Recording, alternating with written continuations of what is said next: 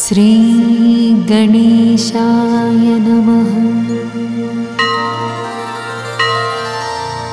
श्रीकण्ठपुत्र हरिनन्दन विश्वमूर्ते, लोकैकनाथ करुणाकर चारुमूर्ते, श्रीकेशवात्मज सुमनोहर सत्यमूर्ते, श्रीभूतनाथ भगवन् तव सुप्रभातम्।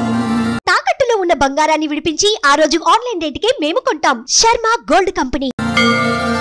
श्री विष्णुरुद्रसुत मंगल कोमलांग, देवाधिदेव जगदीश सरोजनेत्र, कांतारवास सुरमानव वृंद सेव्य, श्रीभूतनाथ भगवन् तव सुप्रभातम्। आशानुरूप फलदायक कान्तमूर्ते, ईशानकेशवसुत मणिकण्ठ सुदिव्यमूर्ते, भक्तेश भक्तहृदय स्थित भूमिपाल, श्रीभूतनाथ भगवन् तव सुप्रभातम्। सत्यस्वरूप सकलेश गुणार्णवेश, मर्त्यस्वरूप वरदेश रमेश सूनो, मुक्तिप्रदत्रिदशराज मुकुन्द सूनो, श्रीभूतनाथ भगवन् तव सुप्रभातम्। कालारिपुत्र महिषी मदनाशन श्री कैलासवास शबरीश्वर धन्यमूर्ते, नीलाम्बराभरण शोभित सुन्दरांग, श्रीभूतनाथ भगवन् तव सुप्रभातम्। नारायणात्मज परात्पर दिव्य रूप, वाराणसी शशिवनन्दन काव्य रूप, गौरीश पुत्र पुरुषोत्तम बाल रूप, श्रीभूतनाथ भगवन् तव सुप्रभातम्। त्रैलोक्यनाथ गिरिवास वने निवास, भूलोकवास भुवनाधिपदास देव, वेलायुध प्रिय सहोदर शम्भुसूनो, श्रीभूतनाथ भगवन् तव सुप्रभातम्। आनन्दरूपकरधारित चापबाण, ज्ञानस्वरूप गुरुनाथ जगन्निवास, ज्ञानप्रदायक जनार्दन नन्दनीश, श्रीभूतनाथ भगवन् तव सुप्रभातम्। अम्भोजनाथ सुत सुन्दर धन्यमूर्ते, शम्भुप्रिया कलित पुण्यपुराणमूर्ते, इन्द्रादिदेव गणवन्दित ब्रह्मचारि, श्रीभूतनाथ भगवन् तव सुप्रभातम्। देवेश देवगणपूरित भाग्यमूर्ते, श्रीवासुदेवसुत पावन भक्तबन्धो, सर्वेश सर्वमनुजार्चित दिव्यमूर्ते, श्रीभूतनाथ भगवन् तव सुप्रभातम्।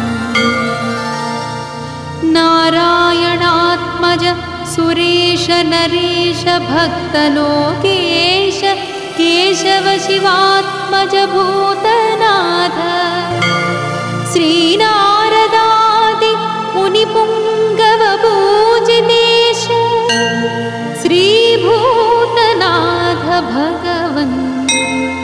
सुप्रभातम्। आनन्दरूप सुरसुन्दरदेहधारिन् शर्वात्मज शबरीश सुरालयेश सुगरीश नित्यात्मसौख्यवरदायक देवदेव श्रीभूतनाथ भगवन् तव सुप्रभातम्। सर्वेश सर्वमनुजार्चित सर्वपापसंहारकारक चिदात्मक रुद्रसूनो सर्वेश सर्वगुणपूर्ण कृपाम्बुराशे श्रीभूतनाथ भगवन् तव सुप्रभातम्। ओंकाररूप जगदीश्वर भक्तबन्धो पङ्केरुहाक्ष पुरुषोत्तम कर्म साक्षी माङ्गल्यरूप मणिकण्ठमनोभिराम श्रीभूतनाथ भगवन् तव सुप्रभातम्। इति श्री अय्यप्पस्वामिनः सुप्रभातं सम्पूर्णम्।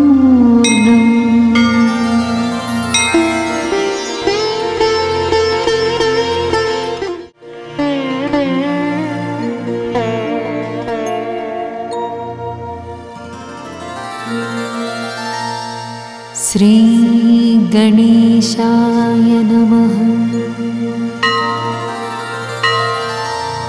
श्रीकण्ठपुत्र हरिनन्दन विश्वमूर्ते लोकैकनाथ करुणाकर चारुमूर्ते श्रीकेशवात्मज सुमनोहर सत्यमूर्ते श्रीभूतनाथ भगवन् तव सुप्रभातम्। श्री विष्णुरुद्रसुतमङ्गलकोमलाङ्ग देवाधिदेव जगदीश सरोजनेत्र कान्तारवास सुरमानव वृन्दसेव्य श्रीभूतनाथ भगवन् तव सुप्रभातम्। आशानुरूप फलदायक कान्तमूर्ते ईशानकेशवसुत मणिकण्ठ सुदिव्यमूर्ते भक्तेश भक्तहृदयस्थित भूमिपाल श्रीभूतनाथ भगवन् तव सुप्रभातम्। सत्यस्वरूप सकलेश गुणार्णवेश मर्त्यस्वरूप वरदेश रमेश सूनो मुक्तिप्रदत्रिदशराज मुकुन्द सूनो श्रीभूतनाथ भगवन् तव सुप्रभातम्। कालारिपुत्र महिषी मदनाशन श्री कैलासवास शबरीश्वर धन्यमूर्ते नीलाम्बराभरण शोभित सुन्दरांग श्रीभूतनाथ भगवन् तव सुप्रभातम्। नारायणात्मज परात्पर दिव्यरूप वाराणसी शशिवनन्दन काव्यरूप गौरीश पुत्र पुरुषोत्तम बालरूप श्रीभूतनाथ भगवन् तव सुप्रभातम्। त्रैलोक्यनाथ गिरिवास वने निवास भूलोकवास भुवनाधिपदास देव वेलायुध प्रिय सहोदर शम्भुसूनो श्रीभूतनाथ भगवन् तव सुप्रभातम् आनन्दरूपकरधारित चापबाण ज्ञानस्वरूप गुरुनाथ जगन्निवास ज्ञानप्रदायक जनार्दन नन्दनीश श्रीभूतनाथ भगवन् तव सुप्रभातम् अम्भोजनाथ सुत सुन्दरधन्यमूर्ते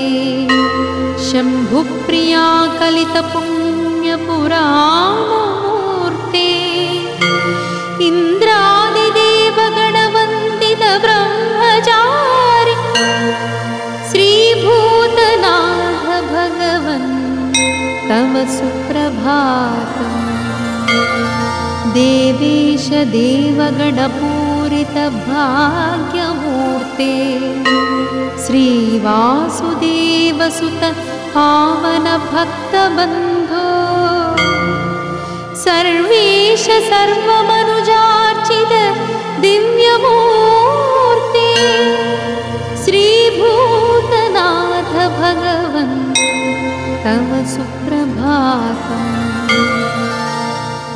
नारायणात्मज सुरेश नरेश भक्तलोकेश केशव शिवात्मज भूतनाथ श्रीनारदादि मुनिपुङ्गव पूजितेश श्रीभूतनाथ भगवन् तव सुप्रभातम् आनन्दरूप सुरसुन्दर देहधारिन् शर्वात्मज शबरीश सुरालयेश सुगरीश नित्यात्मसौख्यवरदायक देवदेव श्रीभूतनाथ भगवन् तव सुप्रभातम् सर्वेश सर्वमनुजार्चित सर्वपापसंहारकारक चिदात्मक रुद्रसूनो सर्वेश सर्वगुणपूर्ण कृपाम्बुराशे श्रीभूतनाथ भगवन् तव सुप्रभातम् ओंकाररूप जगदीश्वर भक्तबन्धो पंकेरुहाक्ष पुरुषोत्तम कर्म साक्षी मांगल्यरूप मणिकण्ठ मनोभिराम श्रीभूतनाथ भगवन् तव सुप्रभातम् इति श्री अय्यप्पस्वामिनः सुप्रभातं सम्पूर्णम्।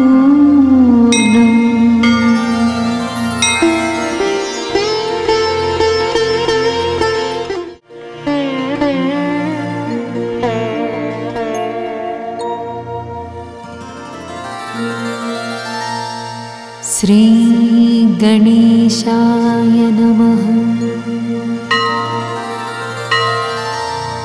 श्रीकण्ठपुत्र हरिनन्दन विश्वमूर्ते लोकैकनाथ करुणाकर चारुमूर्ते श्रीकेशवात्मज सुमनोहर सत्यमूर्ते श्रीभूतनाथ भगवन् तव सुप्रभातम्।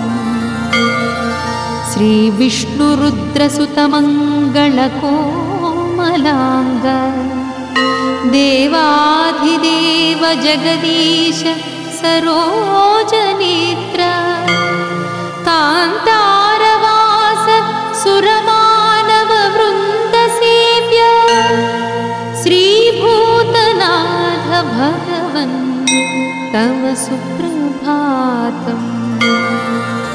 आशानुरूपफलदायककान्तमूर्ते ईशानकेशवसुत मणिकण्ठसुदिव्यमूर्ते भक्तेश भक्तहृदयस्थितभूमिपाल श्रीभूतनाथ भगवन् तव सुप्रभातम्। सत्यस्वरूप सकलेश गुणार्णवेश मर्त्यस्वरूप वरदेश रमेश सूनो मुक्तिप्रदत्रिदशराज मुकुन्द सूनो श्रीभूतनाथ भगवन् तव सुप्रभातम्। कालारिपुत्र महिषी मदनाशनश्री कैलासवास शबरीश्वर धन्यमूर्ते नीलाम्बराभरण शोभित सुन्दरांग श्रीभूतनाथ भगवन् तव सुप्रभातम्।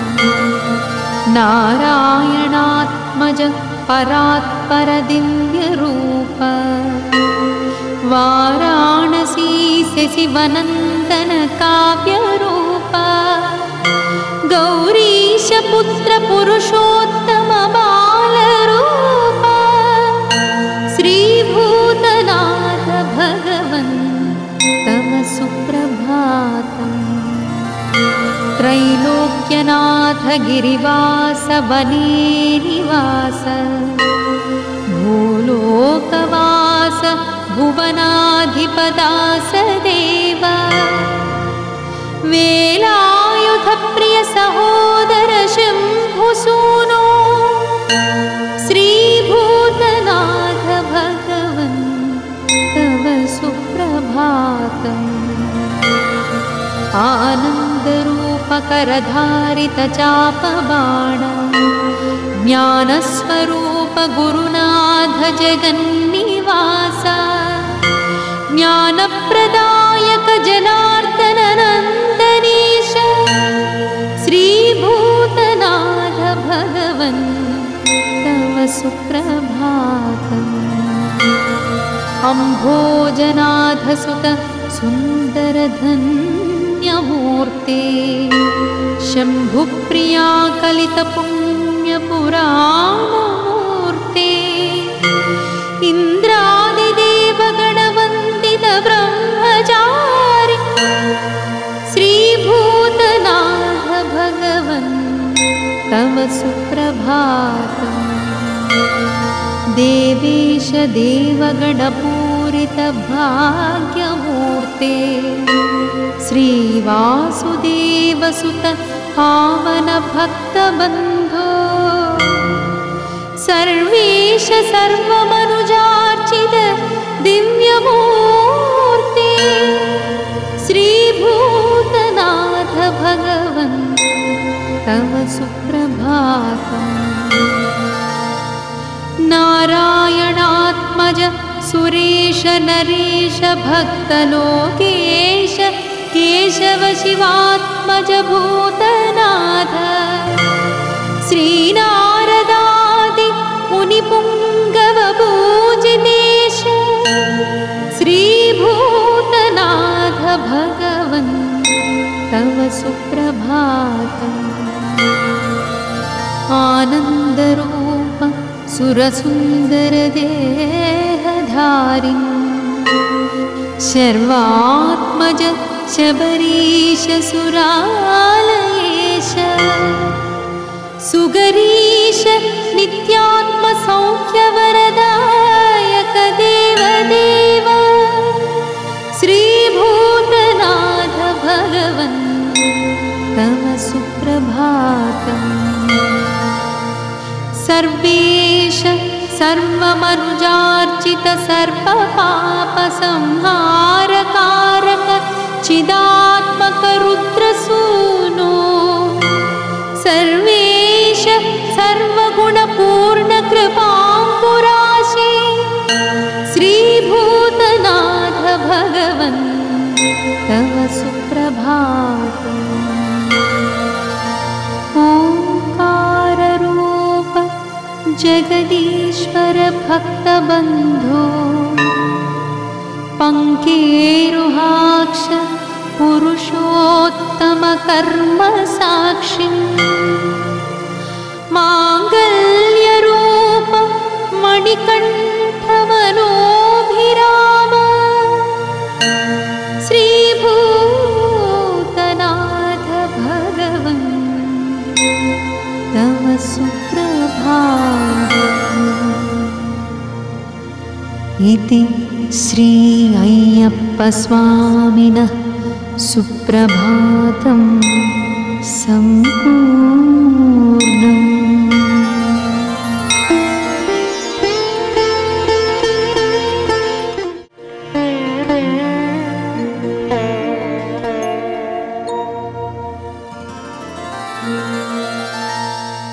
श्री गणेशाय नमः। श्रीकण्ठपुत्र हरिनन्दन विश्वमूर्ते लोकैकनाथ करुणाकर चारुमूर्ते श्रीकेशवात्मज सुमनोहर सत्यमूर्ते श्रीभूतनाथ भगवन् तव सुप्रभातम्।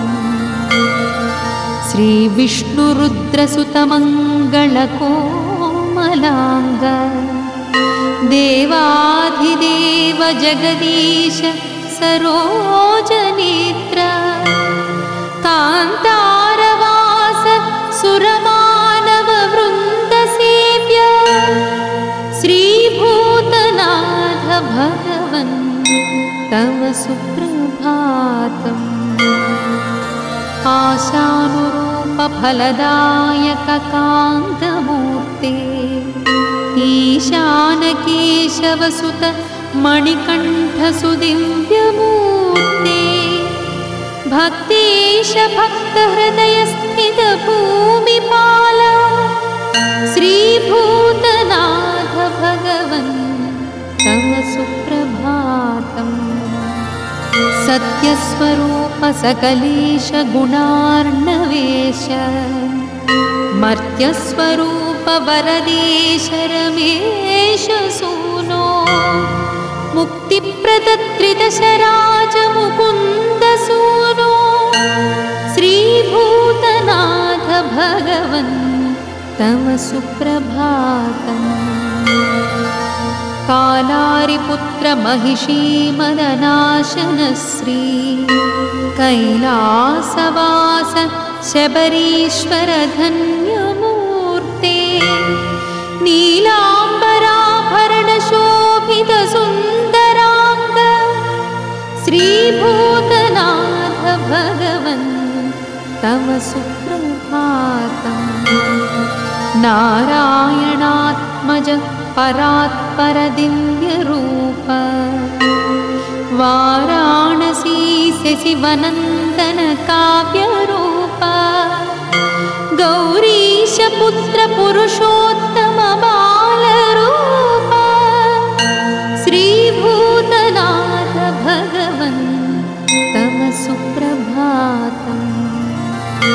त्रैलोक्यनाथ गिरिवास वने निवास भूलोकवास भुवनाधिपदास देव वेलायुध प्रिय सहोदर शम्भुसूनो श्रीभूतनाथ भगवन् तव सुप्रभातम्। आनन्दरूप करधारित चापबाण ज्ञानस्वरूप गुरुनाथ जगन्निवास ज्ञानप्रदायक नायक जनार्दन नन्दनीश श्रीभूतनाथ भगवन् तव सुप्रभातम्। अम्भोजनाथ सुत सुन्दरधन्यमूर्ते शम्भुप्रिया कलितपुण्यपुराणमूर्ते इन्द्रादिदेवगणवन्दित ब्रह्मचारि श्रीभूतनाथ भगवन् तव सुप्रभातम्। देवेश देवगणपूरित भाग्यमूर्ते श्रीवासुदेवसुत पावन भक्तबन्धो सर्वेश सर्वमनुजार्चित दिव्यमूर्ते श्रीभूतनाथ भगवन् तव सुप्रभातम्। नारायणात्मज सुरेश नरेश भक्तलोकेश केशव शिवात्मज भूतनाथ श्रीनारदादि मुनिपुङ्गव पूजितेश श्रीभूतनाथ भगवन् तव सुप्रभातम्। आनन्दरूप सुरसुन्दरदेहधारिन् शर्वात्मज शबरीश सुरालयेश सुगरीश नित्यात्मसौख्यवरदायक देवदेव श्रीभूतनाथ भगवन् तव सुप्रभातम्। सर्वेश सर्वमनुजार्चित सर्वपापसंहारकारक चिदात्मक रुद्रसूनो सर्वेश सर्वगुणपूर्ण कृपाम्बुराशे श्रीभूतनाथ भगवन् तव सुप्रभातम्। ओंकाररूप जगदीश्वर भक्तबन्धो पङ्केरुहाक्ष पुरुषोत्तम कर्म साक्षी माङ्गल्यरूप मणिकण्ठ मनोभिराम श्रीभूतनाथ भगवन् तव सुप्रभातम्। इति श्री अय्यप्प स्वामिनः सुप्रभातम्।